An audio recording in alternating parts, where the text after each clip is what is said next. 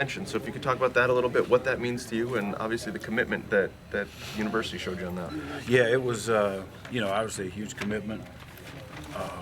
They showed that they wanted me to stay, and obviously I wanted to stay.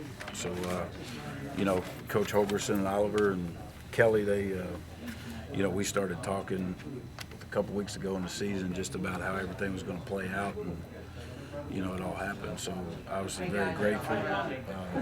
No other place I'd want to be, and so it was just it was an early Christmas gift, obviously, for the Gibson. So very appreciative of it, though.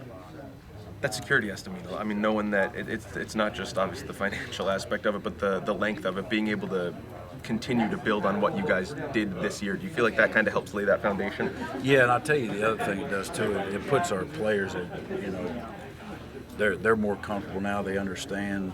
They don't have to worry about, oh man, another defensive coordinator, maybe number 5 in 5 years or something of that. So, I know when Coach Hogerson told the team, they were excited about it, and a lot of the players were coming up and saying, man, Coach, we're really glad you're here, and that made me feel good too. So, that was something that we wanted to get done, obviously, for our current players and also recruiting.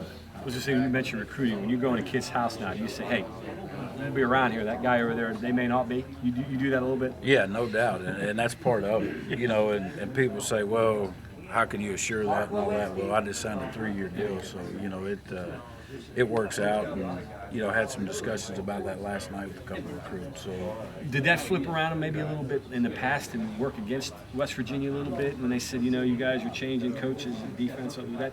Yeah, no doubt. And everybody.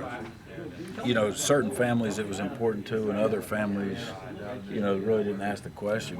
But when you could go in and sell that, hey, here's a commitment they're making, here's what we're doing, I'm going to be the defensive coordinator. So, I think kids, they have a comfort in that. And this is the system we're going to run. This is This is what it's going to be. Yeah, we're not going to change, and you go in and sell them on that part of it, and like I say, it's very important to some and not as important to others. So you just have to pick your points.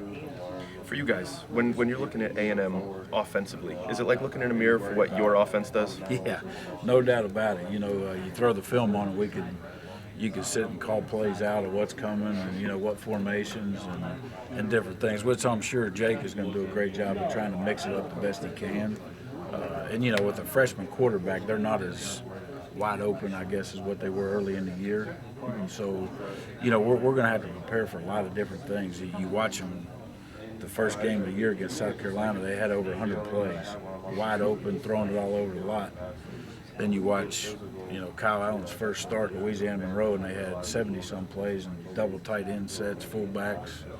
Then the next game against Auburn, they were wide open with him, and then they kind of scaled it down a little bit. So, I think they're doing a great job of bringing him along, trying to protect him as much as they can.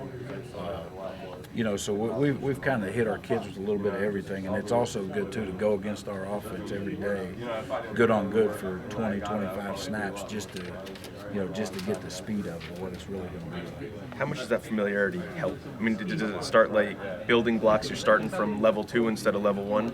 Yeah, no doubt about it. And again, you throw in and they see the same formation, the same play with the motions, just different things. I mean, it's very similar, and obviously they're putting their own twist on a little bit with getting into some double tight sets and doing that, but it's pretty much the same. Bowl prep is one of the big mysteries out there. And, you talk to coaches and they say, well, we look good, we play bad, or we look great, or the whole. What's your philosophy?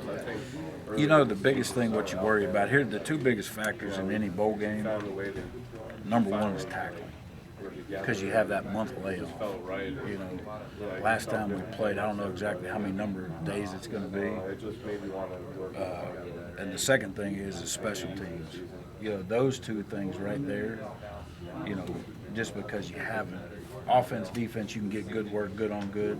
It's hard to simulate the rest of it, and you don't want to go live all the time with your guys to keep the tackling part of it, because obviously you want to get to the game healthy. Yeah. So this is the first time, though, that I've ever been through this schedule with Dana, and I like it. The first couple weeks after the Iowa State game, the first 2 weeks, for 4 of the practices, it was all backups and developmental guys that were just trying to bring along, give them some more work, and resting the starters for a couple days. And then Saturdays, we'd get after it, good on good. So we did that, and we weren't even doing any A&M stuff. It was just, hey, let's get after it, let's teach technique. Let's try to clean some stuff up, and really liked it. I mean, we had great practices. The last 3 weekend practices we had were really good. How does Dana's both